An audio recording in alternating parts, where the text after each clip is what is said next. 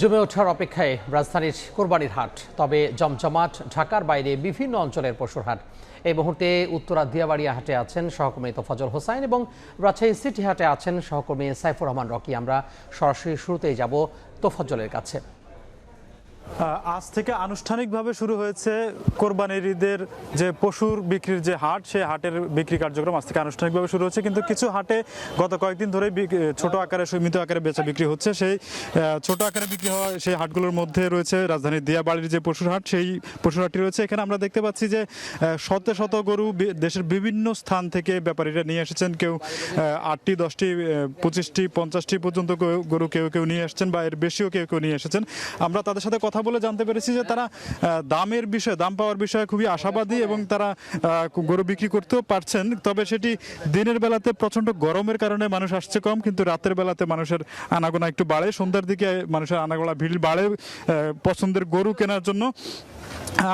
এছাড়া রাজধানীতে আমরা জানতে পেরেছি যে সিটি কর্পোরেশন থেকে 27টি স্থানে পশুর হাট বসানোর অনুমতি দেওয়া হয়েছে। এছাড়াও রয়েছে কিছু অস্থায়ী পশুর হাট। সেই সবগুলো হাটেই কিন্তু আজকে অফিসিয়ালি গরু বিক্রি শুরু হয়েছে এবং এই গরু বিক্রির হাটে শৃঙ্খলা বজায় রাখা এবং গরু আসার ক্ষেত্রে যে শৃঙ্খলার প্রয়োজন, সেই শৃঙ্খলার ক্ষেত্রে দেখা গেছে যে 100 জন ম্যাজিস্ট্রেট রয়েছে। আমাদের সঙ্গে এখন যুক্ত হবেন রাজশাহী সিটি হাট থেকে সাইফুল ইসলাম রকি। আমরা সরাসরি চলেছি তার কাছে।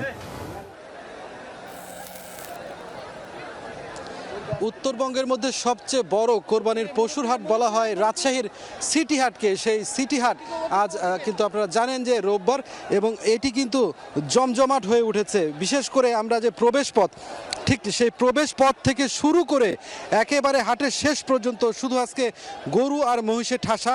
আজকে প্রায় 5000-এরও অধিক কোরবানির পশু হাটে উঠেছে, এমনটাই বলছেন হাট ইজারাদাররা। আশপাশ থেকে খামারিরা তাদের কোরবানির পশু নিয়ে কিন্তু সকাল থেকে হাটে আসতে শুরু করেছে। দুপুর নাগাদ হাট পুরো জমজমাট হয়ে গেছে, বেচা কেনাও বেশ জমজমাট। তবে সকাল থেকে দুপুর পর্যন্ত বিক্রেতারা কিন্তু দাম বেশি হাঁকাচ্ছেন, এমনটা আসলে ক্রেতারা বলছেন। তবে এই দাম আসলে বিকেল নাগাদ আরও কিছুটা পড়বে।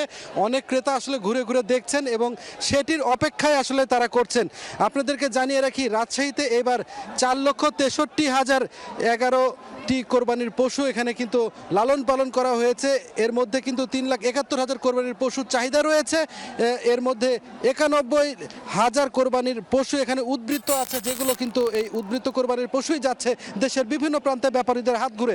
আপনারা দেখছেন পুরো হাট জুড়ে কিন্তু শুধু কোরবানির পশু দেখা যাচ্ছে। ক্রেতা বিক্রেতা কিন্তু এখন দামাদামি এবং দর কষাকষির মধ্যে কিন্তু জমজমাট হয়ে গেছে। সব মিলে কিন্তু বিকেল নাগাদ এই বেচা কেনা আরও বেশ জমজমাট হবে বলে তারা প্রত্যাশা করেন। এই ছিল আমার কাছে রাজশাহীর সিটি হাট থেকে সর্বশেষ। কোরবানির পশুর হাটের খবর জানছিলাম সহকর্মীদের কাছ থেকে। যুক্ত হয়েছিলাম রাজশাহী থেকে এবং তারও আগে ঢাকার উত্তরা থেকে।